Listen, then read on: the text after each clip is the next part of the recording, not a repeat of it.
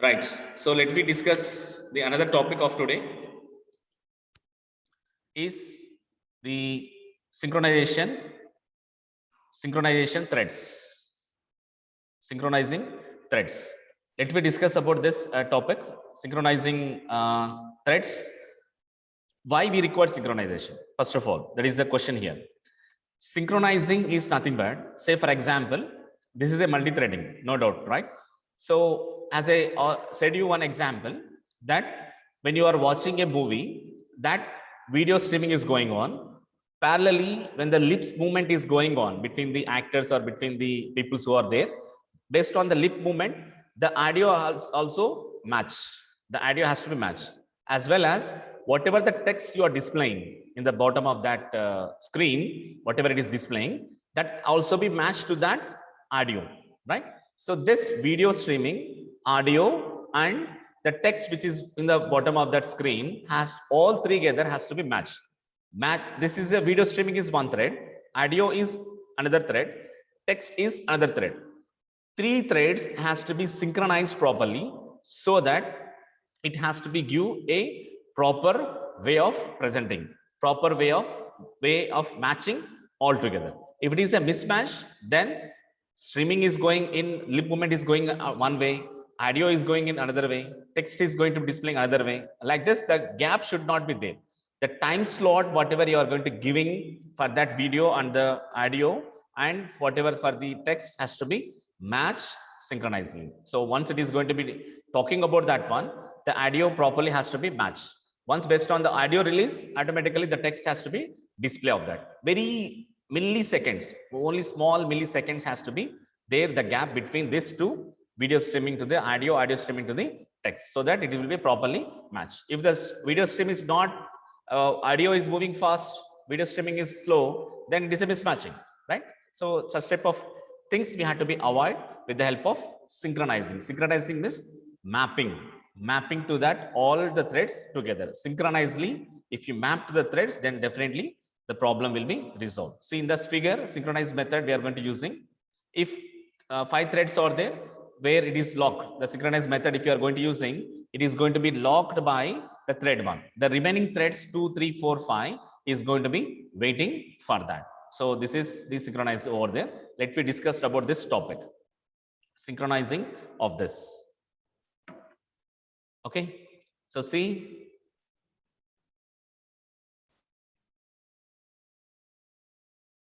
it's very important topic. You please make focus on this one because you are going to doing the programs also. Now coming to the synchronization. Synchronization in Java is the capability to control access of multiple threads to any shared resources. To any shared resources means 5 threads are there that are going to be requesting for one resource. Now thread 1 is making an access for that resource. Now the remaining 4 thread has to be wait for that until unless the thread 1 has released that resources, the other 3 or other 4 threads not to be able to access that one. To make synchronization in Java is the capability to control the access. The access we are going to be controlling for in the multiple threads who are going to be accessing to any shared resources. Until it release, the other people can't be access it. That is the one case over here. So until unless in the sense, until unless is means the multiple threads are there, it will be access the same resources. So 5 threads are accessing the same resource means we have to make control that to whom I need to be give the access of that particular resource. Resource means what here? Any sort of the services, whatever you want to require, that resources can be comes under this. Java synchronization is better option where we want to be allow only one thread to access the shared resource. Only one thread can access at a time the shared resource. Until the thread has released, the other thread not access that resource. As I said you one example, right? IRCTC booking ticket, when you fill the form, everything, you have submit the payment button. It is going to the banking page. Now within the 10 minutes, whatever the 10 minutes or 9 minutes, whatever the time slot allocated, within that time duration, you have to be login into the banking details, pay that things, get the OTP, get the finish, come back to this within the time slot. If you're not able to come back within the time slot, automatically that resource means what here? Seat. reservation seat will be allocated to the next thread. That is called as synchronization over here. Like it has to be properly synchronized. So if not properly synchronized, then definitely getting back, giving the resources, making some control, everything will be done with the help of synchronization. So we have two types of here. Here the advantages or the synchronization to prevent thread interferences. Thread interference in this what? The another thread is not to be allowed, supposed to allow for interfering. Interfering means disturbing further. To prevent consistency problem. Consistency problem is what?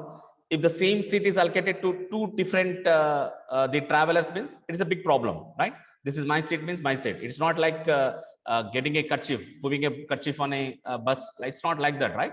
So it is a online booking. So that's the main problems are there. Maybe very less people are facing the problem of consistency while you are online movie booking tickets for that. Same ticket will be go for the two people. Very less percentage. Okay. Now, how many types of these synchronizations have? We have two types of synchronization: process synchronization and thread synchronization. So, as part of the syllabus, we are dealing with the thread only. So, we are go for the thread synchronization. We don't have any the syllabus process synchronization. In the syllabus, we don't have that one. So, we are focusing on thread synchronization. Again, in the thread synchronization, we have two types of thread synchronization. One is the mutual exclusive, and another is inter-thread communication. This is the first one, mutual exclusive, and the second one is inter-thread communication. So we have two types of synchronization. One is process synchronization, second one is thread synchronization. As per the syllabus, we have only thread synchronization. Again, thread synchronization is consisting of two types. One is mutual exclusive, and second one, inter-thread communication. So let me discuss one after the other. Coming to the mutual. Mutual means what? Cooperatively working, mutual understanding, mutually exclusive helps keep threads from interfering with one another while sharing data. This can be done. So mutual exclusive means what? Helps that the threads from interfering with one another while sharing the data. How it can be done? The mutual exclusive is with the help of three ways. One is with the help of synchronized method, with the help of synchronized block, with the help of static synchronization. These are the three ways to perform mutual exclusion in thread synchronization. Okay. The second one is cooperation. Cooperation is also called as inter-thread communication. That will be discussed, as I said you, as a last topic. That is, we'll discuss later. Now coming to this one. Coming to this Java synchronized method. The first one. Thread, the synchronization is consisting of two types: process, thread. Again, thread consisting of two types: mutual exclusion, inter-thread communication. Again, mutual exclusion consisting of in three ways we can done it. One is synchronized method. Another is we are going to be using the way of synchronized block. The third one with the help of static synchronization. The first way of achieving the mutual exclusion is with the help of Java synchronized method. So what we are doing is, if you declare any method as synchronized, like in front of the method, if you declare a keyword called as synchronize, then it is called as synchronized method. Like we said, abstract method, right? When you declare in front of method name, abstract, void, any method name, that is called as, that method is a abstract method. In the same fashion, if you declare before any method name a synchronized keyword, synchronize the predefined keyword, if you define, then that method is called as synchronized method. Now, synchronized method is used to lock an object for any shared resource. For example, if seat is booked, for the seat method, you make it as a synchronized. Say, for example, user one have first access that block, synchronized block, nothing but it will block to the user one. Until the timeout for the user one, it will not release that block. So once it is released, user two can access that synchronized block. If you keep your resources, in the synchronized block, in the synchronized method, that indicates is a locked by that whoever call that synchronized method first, that thread will be access that resources. Until the timeout of that particular thread, it will not be come out, the other thread can't be accessed. We'll see the example so that you can understand very clearly. Synchronized method is used to lock an object for any shared resources. When a thread invokes a synchronized method, a thread is invoking. Invoking means what? T1. Say, for example, T1 is an object of a thread, T1 dot synchronized method. If you invoke that, it automatically acquires the lock for that object and releases it when the thread completes its task. Completes its task means what? Based on the time slot you assigned for that to complete it. After that, it will be released. Until that thread will be block. That thread will be lock that object. Object is nothing but what? But that resources. Object means what? It's creating some resources are there, like variables, methods are there that can be blocked for that one. Okay, so that is the explanation for this one. Now coming to an example for this synchronized method, please carefully make sure about this one. Listen carefully this program. Here I am creating a class table. Now in this table, I am creating a synchronized method called as print table. This method is called as synchronized method. Now inside method, what I am doing here is I'm just for I equal to 1 to 5 times, I'm just displaying a table. Displaying a table. That is whatever the n value is passing, I'm just multiplying that n value for with I. Say for example, n value is 5. It is a for first time 5 into 1, it display 5. For the loop second time, it is a 10. For the third time, it is a 15. For the next time, it is a 20. Next time, it is a 25. So after 25, it will be stop that one process. Now, once it is reached the value has reached to the I less than 5. If it is reached for the 5 times, it is repeating, then it will come out of the loop. Now, come out of loop means it will comes to here. Now, thread dot sleep. So we have a method called as sleep method. Already you know about that one. The sleep method, the syntax for sleep method is sleep of, we can use milliseconds. We can give seconds or milliseconds. It depends. It depends on that. So default it is a milliseconds. So this is a syntax for sleep. Sleep of int milliseconds.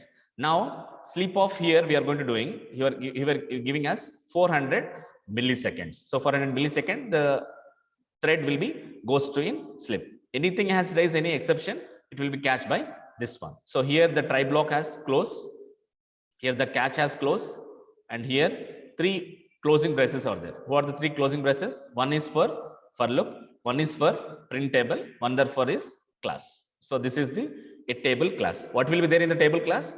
We are declaring a synchronized method called as print table. It will display whatever the n value you are passing as a parameter. For that, it display the multiplication with I that will be displayed.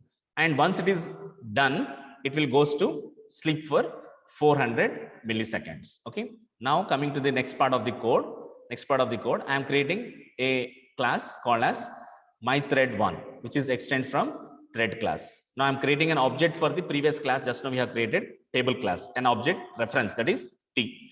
Now I'm creating a constructor here because it is a thread, right? So already you know what is the first step. It is going to be creating we have to be extend or we can be implement with the runnable interface.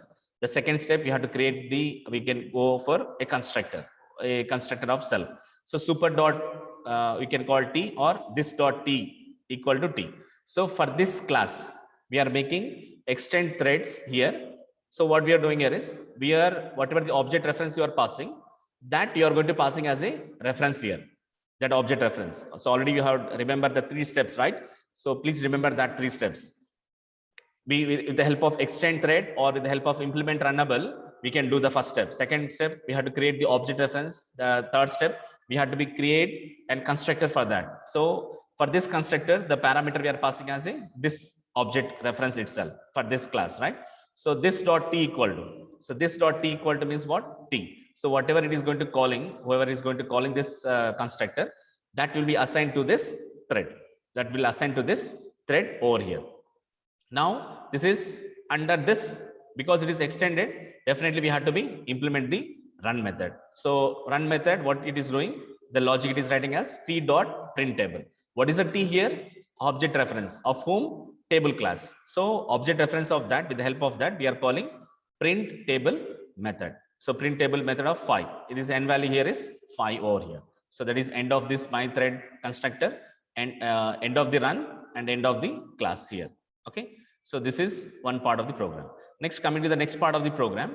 In the next part of the program, what I'm doing is I'm creating one more thread called as myThread2, and which is extend through thread.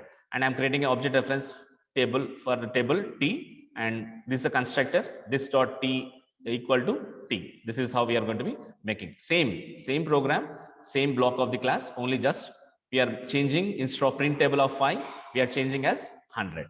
That is up to this class. Now in the same, how many classes we have created till now? We have created a table class where we are putting a synchronized method, and we are creating one more class, myThread1, which is extends the thread, and inside that we are calling the printable method of 5. Now how it is going to be connected with the table, how it is going to be connected with the table class means I am creating an object reference T and we are calling a constructor here, and with the help of that constructor, once it is constructed, this is, we are not creating any object here, we are just creating object reference. Who will constructing object for this one? In the main method we will understood how it is going to be calling. Next I am creating one more class, my thread 2, which is extend this one, and I'm creating an object reference and just has passing as a parameter for this one. This is 3 classes we have created now: table, thread 1, thread 2, my thread 1, my thread 2. Now I'm creating one more class called as test synchronization 2. Under this we are going to be calling a main method. Now I am creating an object for table. I am going to creating an object for table, right? So obj is a object for table. Now we are going to be passing a parameter here. For this table class, why we are going to pass it as a parameter? Because the table consisting of a synchronized method. So to perform this synchronization, if any thread want to be access that resources, for that we have to be pass the class object reference where the synchronized method is available. Where is the synchronized method is available? In table class. For that table class, I am creating an object reference. That object reference I am going to passing here. That object reference we are going to passing, and for that we are going to creating a thread. This is a creation of T1. Similarly, we are creating T2 for thread 2. That is my thread 1 is a one class. For that T1 object we are creating. My thread 2 we are going to creating a T2. So object is same. Here you need to understand obj is same, object is same, thread is same. How many threads you are going to mapping for this one? T1 is mapping to object and T2 also matching to object. Now 2 threads, if you want another thread you can create, not a problem. 2 threads are trying to be accessing this obj object over here. 2 threads are going to be accessing.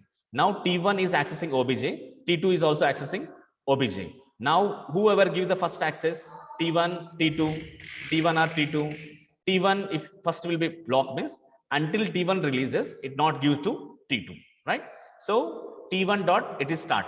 Once it is T1 dot start means automatically it will be connected to the program, automatically connected to which program? The class object which is reference this one.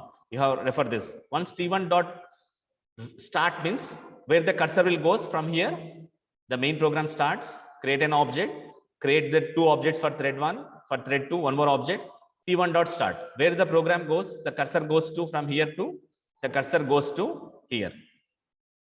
My thread 1. Here it goes. Because who called T1 dot start? Who is T1? The object of my thread 1. Automatically it goes to run. So it will goes to run. What is the code in the run of my thread 1 object? T dot print table. So how, what is the T here? You are passing the T, right? What is the T here? Normally the T is nothing but an object reference, obj. Who is obj? It is table object reference we are passing here. When you are sending a object reference, when you are running this program, when you are running this line of code, executing the line of code, automatically my thread 1 object reference will calls here and will be come to here, my thread 1 of table 1. So receiving end should be, when you are passing an object reference, the receiver side also be an object reference only. So what is the object reference here? Table T. Now what is the T here?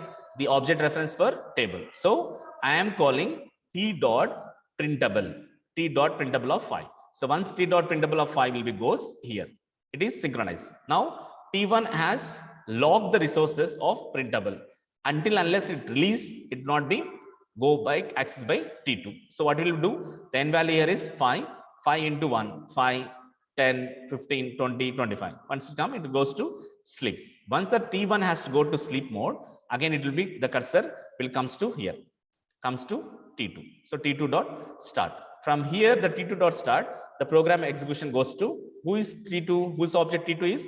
My thread 2. So in the my thread 2, that is this object. So automatically T2 dot start means for this turn it goes. Again here T1 dot printable of 100. So object reference we are going to calling here. While you are creating the T2 object, the my thread 2 constructor will be called. My thread 2 constructor here, and the object reference is table T, and it is assigning this dot T equal to T. It is assigning that the object reference of whatever it is passing, it has to be assigned to this. This means for this class, it is assigned. Like this, it is going to be mapping over here. Now, T2 dot start, it comes to the run program here, run T dot printable of 100. It will goes to synchronize method. Then now n value is 100. So display the values 100 into 1, that is 100, 100 into 2, 200, 300, 400, 500. Once it is done, it is again goes to sleep. So once it is done sleep, it will again come back. Once the thread has to, T1 has to go on into sleep mode, right? Once the T1 has to complete it, the T2 will access. When the T2 goes to sleep, again T1. Like this, the process will continue until it releases the log. 5, 10, 15, 20, 25, 10, 100, 200, 300, 400, 500. Like this, the program will be executed. Now will be run this program so that you can understood very clearly about what is happening inside this. So here test synchronization, test priority is completed. Text synchronizer. This is the program, right? This is a program table. You have a synchronized method here. That is a one class. And there is my thread one. Just what we are doing here, we are just creating an constructor, and we are going to be creating a run method, implementing run method, and calling the printable table. Now another thread here we are accessing, because directly which is extended the thread. So directly by creating the object reference, we are calling the printable method. So how we are going to calling T. So from whom it is going to be calling? By the thread of this object. So how it is done? This is where we are going to be assigning this dot T equal to T. Now I'm calling the main method with the help of test synchronization to main method, creating an object reference for table, and that object reference has to pass for the T1 thread and as well as for T2 thread, and T1 dot start, T2 dot start. Let me run the program. What is the name of the program? Test synchronization 2. Going to the command prompt. Just clear the screen. Java C space text synchronization 2 dot Java. If no errors, run the program. Java C space text synchronization. 5, 10, 15, like this, it goes, right? So once it is releases, see, once it is releases for 400 milliseconds, right? For every 400 milliseconds means it's only not, it's a very 0.4 seconds only. So see how much time it is taking. 5, 10, 15, 20, 25. It's released. Again, thread 2, 100. It released. So for every one thing, it is going to be taking care of 5, 10, 15, 20, 25. Once it is released, it goes to 10, 100, 200, 300, 400, 500. Until T1 has released, T2 not accessing that resources. That's how the synchronization method can be done over here. Now, this is about the synchronization method. Now, the second part of this program here is, second part of this is synchronization block. So this is synchronization method. Now we have synchronization block also be there. Now second way of visual exclusion is synchronized block in Java. Synchronized block can be used to perform synchronization on any specific resources. On any specific resources, we can make sure of that. Suppose you have 50 lines of code in your method. You want to synchronize only for 5 lines. Synchronize means only for 5 lines. It should be log. Now you can use synchronized block. So if you put all codes of the method in the synchronized block, it will work same as a synchronization method. So it is like as a synchronization method. But what is the difference between the synchronization method and synchronization block here is, it will be a synchronization block is used to lock an object for any shared resource. Scope of the synchronization block is smaller than the method. Scope of this block means only 4 lines or 5 lines. This is a synchronized block. If you want to be more than that, for 20 lines or 30 lines, 50 lines, you can use the synchronization method. For entire method, if you want to log, you can use synchronization method. Only few lines if you want to be log, you can use synchronized log. Okay. So coming to the program, let me see the program, how it will be. The syntax for this one is synchronized.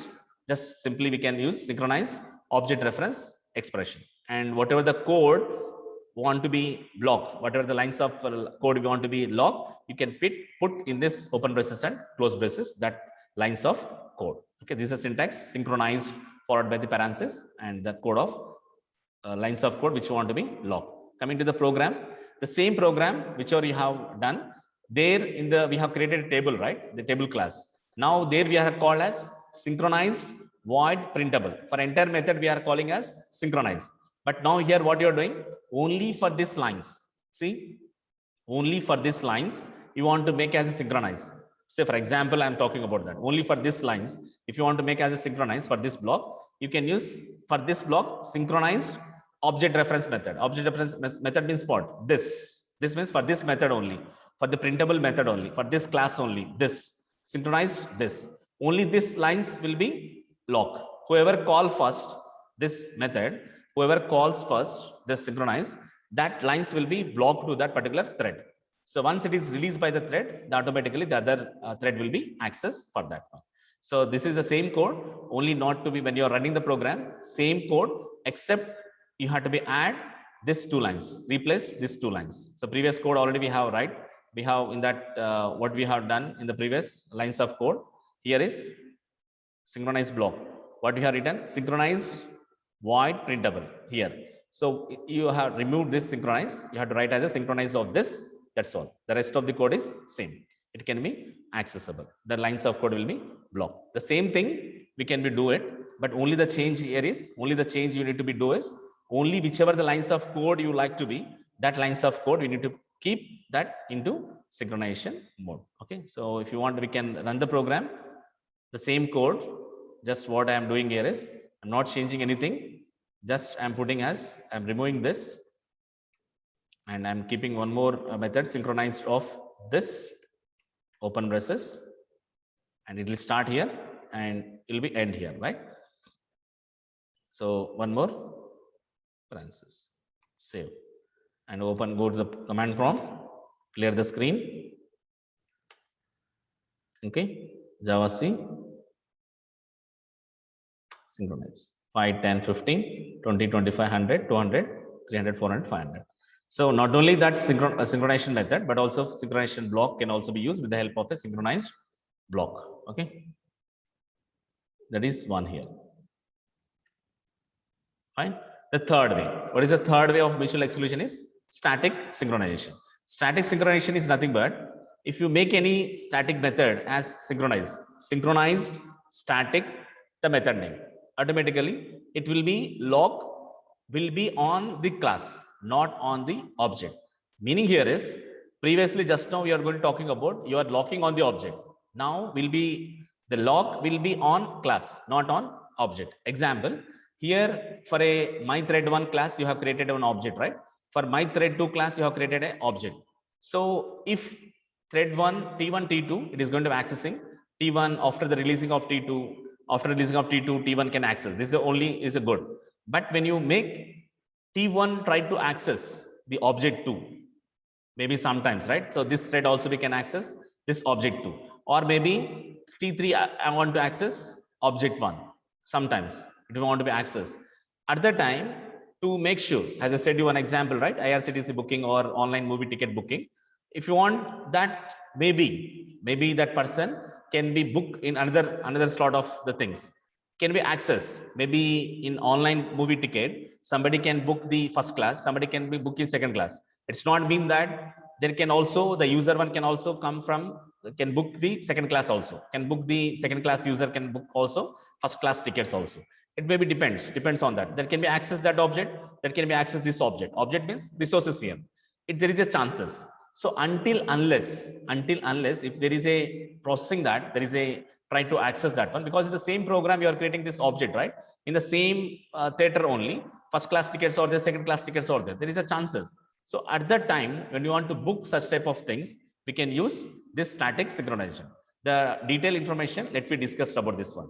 Problem without using the static synchronization. What is the problem if I am not using static synchronization? Means suppose there are two objects are there, OB1, object 1, object 2 of a shared class. Example, table. Now named as object 1, object 2. Now till now we have created in the previous example, what we have created? Only one object. If you remember here, I have clearly mentioned only one object here. Table obj, only one object I have created. If I created two objects, obj1, obj2, two objects if I have created for the same class. That is the topic we are going to discussing here. If you are creating the two objects of the same class for the two objects of a shared class, object 1 and object 2, in case of synchronized method and synchronized block, there can't be interferences between T1 and T2 or T3 and T1, because what will happen here? T1, T2 is pointing to object 1, T3, T4 is pointing to object 2. What is the condition? If you are, why you are going to using synchronized method? T1 should not be interference when T2 is accessing. T2 should not be interference when T1 is access this object. Similarly, T3 is not interfering when T4 is accessing this object, and T4 also not interfering when T3 is accessing this object. That is a condition in the synchronized method or in synchronized block, right? Between T1 and T2 and T3 or T4. Because T1 and T2 both refers to a common object that has a single block. But there can be interferences between T1, T3. What is the condition we are saying? T1 not should be interfering T2, or T2 not interfering T1. Similarly, T3 not interfering T4, T4 not interfering T3. That's okay. That's a condition called as synchronized block or synchronized method. But there is a chances that T1 can access object 2, right? T3 can access object 1, right? Or T2 can access object 2, or T4 can access object 1. But there can be an interferences between T1, T3, T4, T2, T4, because T1 acquires another lock and T3 can acquire another lock. It depends. Object 1 lock as acquired by T1. Object 2 lock is acquired by T3. So it does not mean that it can acquire the another lock also. So T1 can access object 2, T3 can access object 1. There is a chances. So I want to interfere between T1 and T3 or T1 and T4. In that situation, you can use static synchronization. What you need to do is you can access synchronize static void here. So whoever going to be lock, when you are going to be creating the object 1, it will be not possible to access even it is a separate object, also, because it deals with the same class, same theater, first class, second class. Even though it is there, you are not supposed to, maybe first class tickets is not there, immediately what you can do, you can go for second class also. When you can go in the same transaction, when somebody is blocked that seat, until that second class user who blocked that one, it not release, you're not supposed to book that ticket also. Hope you are getting my point. So if you are booking for first class, but the first class tickets are not available, you are booking for the second class. Why you are not able to book the first class tickets? Maybe somebody has blocked that seat or reservation is not available. You are going for the second class. Even though even in the first class, say it is a block by some thread or some user has to block that one, it is blocked. So you are going to for second class. Even if you are going for the second class from the first class, the same with a different object, it's not mean that you can give the permission to access the second class. If somebody has blocked in the second class, until the second class people or second class who have booked that seat, it releases, it not be accessed by T1 or any other threads. So changing of the object for the same class, it's not mean that any other threads can access getting the lock on that particular object. So you need to change the code only synchronize static void. If you are going to accessing that one, it is not at all possible for that. So coming to the program, what we are doing is here you have created, we'll see practically how it is not possible, how it is. Here I am going to creating as object 1, say object 1, right? Here object 1, clear. Now T1 is accessing object 1, T2 also accessing object 2. Now I am creating one more object here. I am creating one more object for this thread, T2. Okay, T2, fine. Now for T1 maybe access, if T1 is accessing this one, maybe T2 can access object 2, right? Because meanwhile, T1 is pointing to object 1. Why can't T2 can access object 2? Why can't access? Who is object 2? Table 1 only, same class. Who is object 1? Same class. So T1 can access obj1. So T2 not able to access obj1. Is right. Fine. So if T1, this is object 1, this is object 1, this is object 2. That's what the example it is talking, object 2. Now T1 is pointing this and T2 also pointing this. Okay, pointing to this. Now what happened? T1 is lock. T1 is lock this object. What can T2 can do? What can T2 will be think? First class tickets, that same seat is blocked by some other people. I can book the second class, the second object. Next object I can book it. That is the meaning of this statement. That is the meaning of this statement, right? T2 has pointing to obj2, object 2. Let me see that what will happen to the code. Let me see this one. I'm going to this program. What is the name of the program? So already we have run it, right? So text multi synchronization, right? This is T2. See, T2 is already defined in this one. T2, for example, coming to the code. Okay, fine. Is it T3? Okay, T3. T2 already has defined T3 thread and T1 object 1. So T3 dot start. So now T3 is interfacing T1. T3 is interfacing T1. Say for example, T4 also be there. T4 also be there. T4 dot start. Same example, whatever we had discussed in that one. T4 also be there. Okay. T4 also be accessing T4. Now T1 accessing T2, accessing object 1. T3, T4 accessing object 2. In the same example, whatever we had discussed in the example, here we have discussed it, right? In this same T1, T2 accessing object 1, T3, T4 accessing object 2. What is the condition they are saying? T1 is going to be accessing, T1 is going to be accessing here, T1, T3, between T1 and T3, T4 or T2 or T4. Meaning here is, there is a chances that T1 can access this, T3 can access this. There is a chances, right? So for that point, what we need to change the code here? We need to change the code as T1 can access object 2. How to can access T1 object 2? You can create, you can already, T1 is pointing to that one. You can create an object. This is, can create an object T1 for object 2. For object 2, you are going to be accessing. If you run this program, what will happen? The error, because T1 is already defined in main, because T1 is already blocked in that one. The same object, it is not possible to access that one. It is not possible to access some other people, or else we can change the code as T5. T5 is accessing object 1.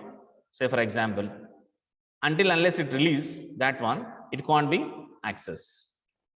Okay. Until unless it will be released, it can't be accessed. Okay, so T5 can be accessed. So what you can be changed in the code is, you have to be changed in the code as synchronize static void. You can change and you can avoid, no one can access, even though other objects are there, no one can access from this other two threads can't be accessed other object, other two threads can't be accessed the other objects. So what we are discussed in this one is synchronization of this one. Synchronization in Java can be done in to prevent the thread interferences, through prevent the consistent problem. And two types of synchronization we are having: process, thread. As per the syllabus, we have thread synchronization. Thread synchronization again divided into two: mutual exclusion and the inter thread communication. To achieve mutual exclusion, we have three ways: synchronized method, synchronized block, and static synchronized method. Those are the programs are there. So that's about the synchronization in Java.